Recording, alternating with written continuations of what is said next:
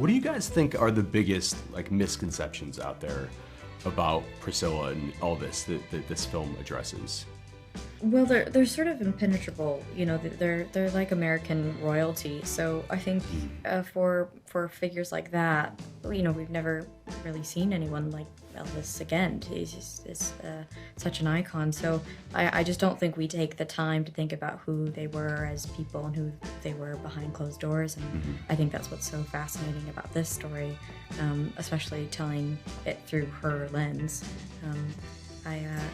I think people will be fascinated, and it's refreshing to see the human side of it. She was incredibly supportive along the way, and you know, when we went to Venice, it was the first time I had ever seen the movie. She was sitting right next to me, so that was wild. But Is your heart beating like 1,000 beats per minute? Just white knuckling it the whole time. But after the movie ended, she seemed visibly moved, and I think she saw her life through what we did, and that's all that matters. Mm-hmm.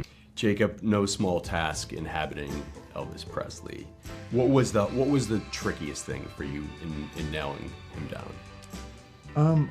I think that the most important thing to me was making sure that it wasn't a caricature or, you know, like a costume version of him. So I think just the constant need to remind myself that I had to find this human being, and if I didn't, you know, I just would have been, you know, I would have been miserable. Mm-hmm. I mean, for me, I had nothing but this like overwhelming amount of love for him that just grew and grew and grew, and to the point where it became, and will forever be, I think, for me, this kind of, there's this, it sounds dicky, but there is this spiritual connection that I'll have forever admiration and love.